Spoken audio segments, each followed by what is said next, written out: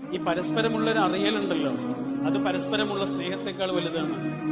നമ്മൾ പറയും സ്നേഹം സ്നേഹം, സ്നേഹമൊന്നല്ല, പരസ്പരം ഒരു മനസ്സിലാക്കലുണ്ട് ഒരു മനുഷ്യന്.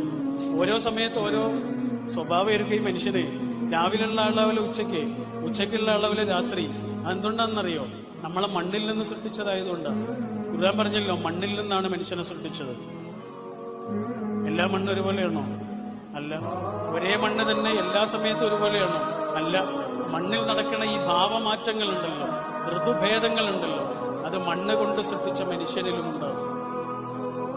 അതുകൊണ്ട് ഈ മനുഷ്യന് വേണ്ടത് അത്രയേറെ ശ്രവിക്കുന്ന, അത്രയേറെ ശ്രദ്ധിക്കുന്ന, അത്രയേറെ തൊട്ടടുത്ത് നിൽക്കുന്ന ഒരാളെയാണ്. ഞാൻ പറഞ്ഞു വന്നത് ഇതായിരുന്നു. 20 ആളുകൾ ഒരു ക്ലാസ്സിലുണ്ടെങ്കിൽ 1-2 ആളുകൾ നമുക്ക് അത്രയും പ്രിയപ്പെട്ടവരാകാനുള്ള കാരണം അവർ നമ്മളെ കേട്ടത് കൊണ്ടാണ്.